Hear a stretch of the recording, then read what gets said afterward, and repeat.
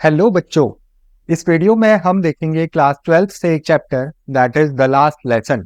इसमें हम सारे इंपॉर्टेंट क्वेश्चंस भी कवर करने वाले हैं। तो इस वीडियो के बाद आपको ये चैप्टर कहीं और से पढ़ने की जरूरत नहीं पड़ेगी। Right, so pay attention to it. ये चैप्टर जो है द लास्ट लेसन, ये लिखा है, it is a short story that has been written by Alphonse Daudet ने। अल्फोंसो डॉडेट एक फ्रेंच राइटर थे और इस स्टोरी का जो बैकग्राउंड है वो है फ्रांस और प्रशिया के बीच का वॉर जो चल रहा था 1870s के टाइम पे। तो इसमें यह हुआ था कि प्रशिया ने फ्रांस के कुछ हिस्सों पे अपना कब्जा कर लिया था और वो हिस्से थे एल्सेज एंड लॉरेन। तो ये एल्सेज एंड लॉरेन के जो स्कूल्स थे वहां पे प्रशिया जर्मन लैंग्वेज को लगाना चाहता था कि वहां पे सिर्फ कल से जर्मन पढ़ाई जाएगी और उनकी अपनी भाषा फ्रेंच भाषा नहीं पढ़ाई जाएगी। तो इस सिचुएशन में हम देखते हैं कि सभी लोगों को ये रियलाइज होता है कि उनकी मदर टंग, उनकी अपनी मातृभाषा कितनी खूबसूरत लैंग्वेज है। और इसी के बारे में एक कहानी है जो दिखाती है कि हर एक इंसान अपनी मदर टंग, अपने कल्चर से इमोशनली कनेक्टेड रहता है और उसको छीन लेने पर उस पर क्या इम्पैक्ट पड़ता है। राइट, तो इस कहानी का जो मेन प्रोटेगोनिस्ट है वो है फ्रेंड्स नाम का एक स्कूल गोइंग लड़का। और स्टार्टिंग में ही वो बोलता है कि I started for school very let that morning and in was in great dread of A scolding. तो फ्रेंड्स को उस दिन स्कूल जाने के लिए बहुत लेट हो चुका होता है और उसे डर लग रहा होता है। इन ग्रेट ड्रेड ऑफ मतलब डर लगना। और किस चीज का डर? अपने टीचर के द्वारा डांटे जाने का डर। तो इसलिए फ्रेंड्स उस दिन स्कूल नहीं जाना चाह रहा होता है। और इसके पीछे एक और रीजन होता है कि एम हेमल ने उसे एक होमवर्क दिया होता है, एक पार्टिसिपल्स का एक लेसन याद करने को बोला होता है जो कि उसने नहीं किया था। तो that is why he was afraid to go to school that day. ये पहला क्वेश्चन इस चैप्टर से बनता है बाय द वे, कि वो क्यों डरा हुआ था? क्योंकि वो लेट हो गया था स्कूल के लिए, और दूसरा उसने पार्टिसिपल्स पे जो लेसन याद करने को टीचर ने दिया था वो उसने नहीं किया था। तो एम हेमल इसके फ्रेंच के टीचर हैं। ये एम हेमल इसको फ्रेंच भाषा पढ़ाते हैं स्कूल में। तो for a moment he thought of running away. कुछ देर के लिए उसको लगा कि दिन कितना खूबसूरत है, the day was so warm, birds were chirping. और जो प्रशियन सोल्जर्स थे वो मार्च कर रहे थे, परेड कर रहे थे। उसको लगा कि भाई स्कूल नहीं जाता हूँ और यहीं खेलते रहता हूँ दिन भर। लेकिन कुछ भी करके उसने इस थॉट को हटाया अपने दिमाग पे और अपनी ताकत जुटा के वो स्कूल चला गया अपना मन बना के। राइट, जब वो टाउन हॉल के एरिया से गुजर रहा होता है तब उसको दिखती है बहुत ज्यादा भीड़ मार्केट के इलाके में। और ये भीड़ किसके अलावा चारों ओर होती है? बुलेटिन बोर्ड के। ये बुलेटिन बोर्ड बड़ा सिग्निफिकेंट है इस कहानी के लिहाज से, क्योंकि जो वॉर की जो भी घटनाएं होती है उसकी खबर लोगों को इसी बुलेटिन बोर्ड के द्वारा दी जा रही थी। तो इस बुलेटिन बोर्ड पे जो भी नोटिस लगते थे उससे सब कुछ उनको पता चलता था। तो फ्रेंड्स ने मन में सोचा भाई पता नहीं इस बार क्या हो गया। ये सोच के वो आगे बढ़ गया और तभी उसको पीछे से एक आवाज आती है, एक ब्लैक स्मिथ की, एक लोहार की, कि बच्चे धीरे धीरे जाओ, तुम्हारे पास बहुत टाइम है। उसको ये लगता है कि ये ब्लैक स्मिथ भी मेरा मजाक बना रहा है और उसको इग्नोर करके फ्रेंड्स चले जाता है। तो जब तक वो एम हेमल के गार्डन में पहुंचता है, स्कूल में पहुंचता है, तो वो he was all out of breath. मतलब वो हाँफ रहा होता है और वो बहुत थक चुका था। फिर आते हैं इस चैप्टर से दूसरे इंपॉर्टेंट क्वेश्चन पे कि वहां पहुंच के उसका क्या रिएक्शन था टीचर का। Basically what was so unusual about the school that day. तो यूजुअली क्या होता था कि जब भी फ्रेंड्स स्कूल जाता था तो काफी ज्यादा शोरगुल रहता था, काफी एक बस्टल वाला सिचुएशन होता था। और you can see here this word great bustle, मतलब शोरगुल का माहौल होता था। और वो शोर किसका होता था? जैसे opening and closing of desk, chair हिलाने का, बच्चों के लेसन्स को याद करने का एक साथ बहुत जोर से, और जो टीचर है उसके स्केल की, उसके रूलर की आवाज बेंच पे मारने की, ये सब आवाजें उसको रहती थी। लेकिन उस दिन उसको जो अजीब चीज लगी वो ये था कि the school was quiet. School बहुत शांत था, as if it was a Sunday morning, जैसे कि ये छुट्टी का दिन हो। तो इतना शांत उस दिन उसको स्कूल लगा, तो उसे ये चीज बहुत अजीब लगी। अब यूजुअली क्या होता था कि इसी बात का वो फायदा उठा के, शोर का फायदा उठा के चुपचाप से क्लास में एंटर कर जाता था और किसी को पता नहीं चलता था। लेकिन आज नहीं था, तो इसलिए वो बहुत डर गया। उसने बाहर विंडो से देखा कि उसके क्लासमेट सब बैठे हुए थे और एम हेमल जो उसके टीचर थे वो अपने स्केल के साथ इधर उधर घूम रहे थे, ना, he was very scared, he was very afraid to enter. In fact वो रीडर को बोल रहा है कि you can imagine how I blushed and how frightened I was, मैं कितना डरा हुआ था अंदर जाने के लिए, आप लोग इमेजिन कर सकते हो। लेकिन जब वो एंटर करता है तो एम हैमल बहुत ही प्यार से उसे बोलते हैं, he said very kindly, go to your place little friends, we were beginning without you. It was very strange, you know, जो टीचर इतना स्ट्रिक्ट था आज उससे बिल्कुल भी डांटा नहीं और प्यार से बोला कि जाओ अपनी सीट पे जाके बैठ जाओ। तो उसके बाद फिर फ्रेंड्स जब अपनी डेस्क पे उछल के बैठ जाता है, देन ही रियलाइज कि एम हैमल जो टीचर थे उन्होंने उस दिन अपना ब्यूटीफुल ग्रीन कोट पहना हुआ था।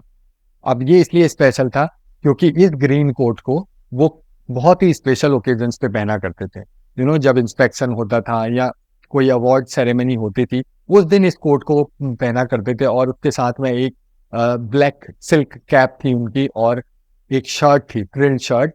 तो ये उनका गेटअप था, वो स्पेशल ओकेजन्स का था। तो इतनी सारी चीजें जो एक के बाद एक अजीब हो रही थी उस दिन के लिए, you know, friends was thinking कि क्या हुआ क्या हुआ। और जो एक और अजीब चीज थी वो थी कि जो भी विलेजर्स के जो विलेज के एल्डर पीपल थे, बूढ़े लोग थे, वो लोग क्लास में आके बैठे हुए थे। और उनमें कौन कौन था, जैसे एक ओल्ड हॉजर जो लैंड प्रॉपर्टी वगैरह से काम करता है, और दूसरा एक मेयर जो वहाँ का मेयर था, और जो पोस्ट मास्टर था, ये सभी लोग आके उन सीट पे बैठे हुए थे। तो फ्रेंड्स के लिए ये चीज बहुत अजीब लगी और एवरीबडी लुक्ड सैड, चारों तरफ बहुत ही सैड माहौल था, you know, everyone was sad. And Hauser जो था वो अपना जो एक तख्ती होता था पुराने जमाने पे कि जिसपे चौक से लिखा करते थे, वो प्राइमर कहते हैं उसे, उसको लेके आया था और वो पढ़ने आया हुआ था। अब फ्रेंड्स को ये चीज बड़ी अजीब लगी कि ये बूढ़े बुजुर्ग आज क्यों क्लास में आके पढ़ रहे हैं, राइट। तो जब वो अपने इन ख्यालों में खोया ही होता है कि अचानक से टीचर ये अनाउंस करते हैं, जो एम हैमल है, वो कहते हैं, my children, this is the last lesson I shall give you. The order has come from Berlin to teach only German in the schools of Alsace and Lorraine. The new master comes tomorrow. So this was the thing, this was the reason, you know, अब कल से वहां पे French language नहीं पढ़ाई जाएगी। दूसरा जो टीचर है जर्मन का वो आने वाला था और ये लास्ट लेसन था। तो that is why this story has been titled the last lesson. और ये लास्ट लेसन किस चीज का है? फ्रेंच लैंग्वेज का, जो उनके टीचर उन्हें देने वाले थे। अब इस बात को सुन के जो फ्रेंड था वो बहुत ही ज्यादा शॉक हो गया था। You can see here it has been written, what a thunderclap these words were to me. उसे ऐसा लगा जैसे उस पर बिजली गिर गई हो और उसे लगा कि उसकी भाषा उसे नहीं पढ़ाई जाएगी, उसे लगा ऐसे कुछ इंपॉर्टेंट चीज उस पर छीन ली गई हो, right. My last French lesson, why I hardly knew how to write. तो कह रहा है मैं तो मुश्किल से लिखना जानता था फ्रेंच को, I should never learn any more, I must stop there then. You can see every line here is with this exclamatory mark. क्योंकि वो एक शौक वाली फीलिंग में ये सब सोच रहा है, क्योंकि उसको लग रहा है कि भाई मैं तो पढ़ना लिखना छोड़ के कभी चले जाया करता था बर्ड्स को पकड़ने, या फिर जो एक नदी थी वहां पे, सार नाम की नदी, वहां पे ग्लाइडिंग के लिए चला जाया करता था।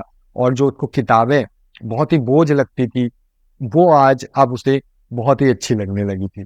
जो उसे हमेशा भारी लगती थी, आज उसे लग रहा था कि जैसे वो इनको नहीं छोड़ सकता, right. So this is what happens now when somebody tells you that you will never be able to do anything related to your the things that you are connected with, then this is the reaction that comes out, right? तो friends बहुत ही ज्यादा शौक की स्थिति में था, उसे अब अचानक से अपनी मदर टंग के लिए प्यार उमड़ आया था। तो अब उसे रियलाइज हुआ कि poor man, it was in honour of this last lesson that he had put on his fine Sunday clothes. अब उसे पता चला कि टीचर ने उतने अच्छे कपड़े क्यों पहने हुए थे, क्योंकि वो इस ओकेजन को ऑनर करना चाह रहे थे। और जो गांव के लोग थे वो भी काफी ज्यादा दुखी थे कि उनकी भाषा अब उनके ही जिले में नहीं पढ़ाई जाएगी। तो तभी टीचर के बारे में एक चीज हमें पता चलती है कि जो एम हैमल है वो 40 साल से वहां पे फ्रेंच लैंग्वेज पढ़ा रहे थे। तो you can imagine 40 years he have been teaching there. और इस बात को ऑनर करने के लिए गांव के लोग वहां पे आए हुए थे. It was kind of a farewell to the teacher also, right. तो तभी जब फ्रेंड्स अपनी इन ख्यालों में गुम था, उसका नाम आगे से बुलाया गया और अब उसकी बारी थी पढ़ने की. लेकिन अब आप जानते हैं कि उसे बिल्कुल भी आइडिया नहीं था पार्टिसिपल्स के बारे में. He could not even recite few words.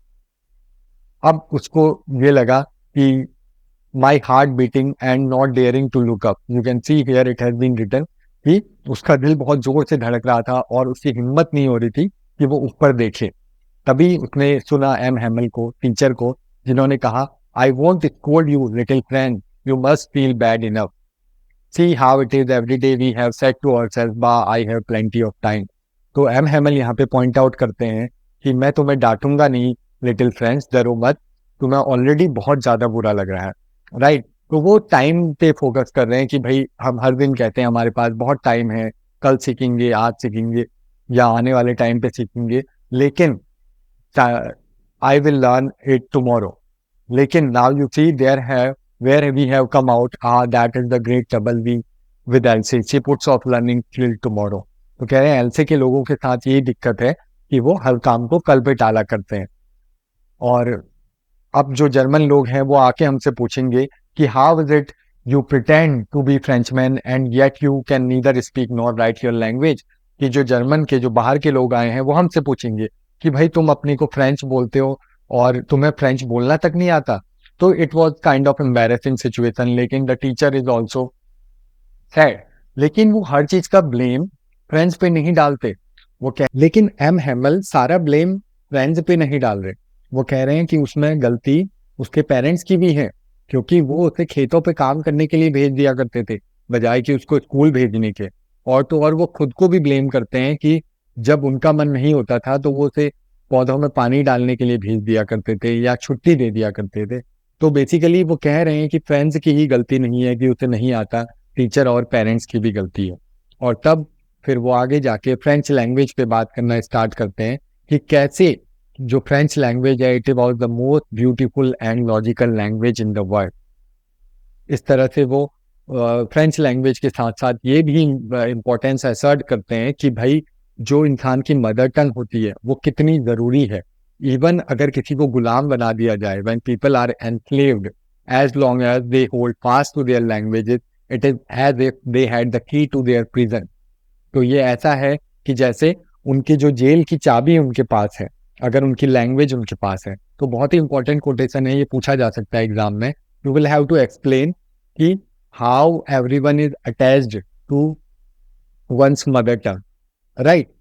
तब उन्होंने ग्रामर की किताब खोली और ग्रामर पढ़ाना चालू किया. और उसके बाद फ्रेंड्स जो था वो बहुत ही अमेज्ड था कि कैसे उसे उस दिन हर चीज समझ आ रही थी. यही होता है क्योंकि उस दिन उसका एक्चुअल में मन था पढ़ने में. He actually cared about learning. That is why everything seems so easy. तो उसको हर चीज उस दिन आसान लग रही थी. और उसके बाद जब ग्रामर के बाद राइटिंग का लेसन हुआ और उस दिन टीचर ने उनके लिए एक ब्यूटीफुल न्यू कॉपीज दी थी जिसमें एल्सेस फ्रांस लिखा हुआ था चारों तरफ से. तो you can sense that the atmosphere was very patriotic. देशभक्ति वाला माहौल वहां पे आ गया था कि भाई अब जब लोग गुलाम बन गए थे, अब उन्हें सडनली अपने देश, अपनी मातृभाषा, अपने कल्चर के लिए प्यार आ रहा था, राइट. जो आज तक शायद उन्हें उतना रियलाइज नहीं हुआ था, but the situation was like that. सभी लोग बहुत ही ज्यादा शांत थे. जो सिर्फ आवाज आ रही थी वो थी स्क्रैचिंग ऑफ पेन्स की. पेन, इमेजिन की पेन से पेपर में लिखने की भी आवाज आ रही थी क्योंकि सब लोग इतने शांत थे. कुछ बीटल वहां पे उड़ के आई लेकिन किसी ने उस पर ध्यान नहीं दिया. और फ्रेंड्स सुन रहा था कि छत पे जो पिजन्स हैं वो आवाज कर रहे थे, दे वर कूइंग, राइट. तो तभी फ्रेंड्स के दिमाग में एक थॉट आता है, will they make them sing in German even the pigeons. This is another important quotation.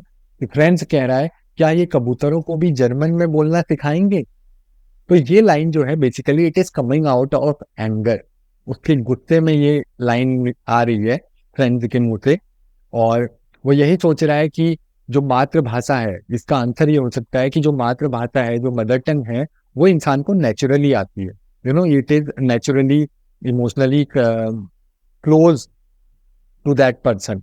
तो इसलिए मदर टंग किसी को सिखाई नहीं जा सकती और भाषा किसी पे इम्पोज नहीं की जा सकती। ये वो कहना चाह रहा है कि पिजन्स को इंसानों पे ही उनका बस चल सकता है, जो ऑपरेटर्स हैं उनका बस सिर्फ इंसानों पे चल सकता है, चिड़िया पे नहीं। राइट। तो जब भी उसने अपनी राइटिंग से ऊपर देखा तो उसने देखा कि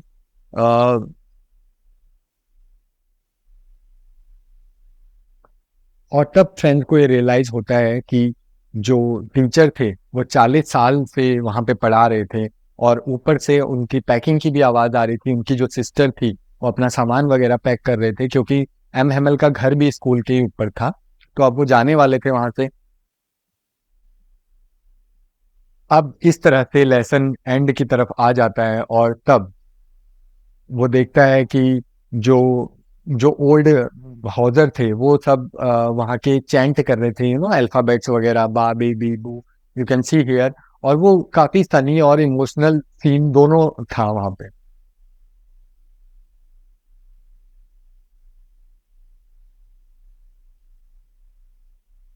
तो वो इसी बीच देखता है कि जो ओल्ड हाउजर था कि वो अपना प्राइमर लेके वहाँ पे पढ़ाई कर रहा था, वहाँ पे रिसाइट कर रहा था, जो कि बहुत ही ज्यादा इमोशनल सीन था and he was crying, everyone was crying. तभी चर्च में क्लॉक में 12 बज जाते हैं और पीरियड ओवर हो जाता है और एम हैमल इस सिचुएशन में खड़े होते हैं और वो कुछ कहना चाहते हैं कि माय फ्रेंड्स, आई मतलब वो इतने ज्यादा इमोशनल हो गए कि वो बोल भी नहीं पा रहे थे। और इसी बीच वो ब्लैक बोर्ड की तरफ मुड़ते हैं और उस पर लिख देते हैं वाइव ला फ्रांस, फ्रांस जिंदाबाद, school is dismissed, you may go. So you can see at the end everyone started crying, everyone was so emotional। और इसका रीजन क्या था?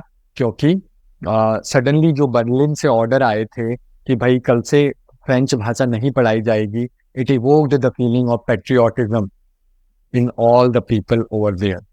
सभी में राष्ट्रभक्ति की भावना आ गई थी, सभी में। It also evoked the love for their mother tongue in that school. तो अपनी मदर टंग को सडनली वो एहसास करने लगे थे कि वो कितनी ज्यादा जरूरी होती है। तो this was the chapter. Thank you.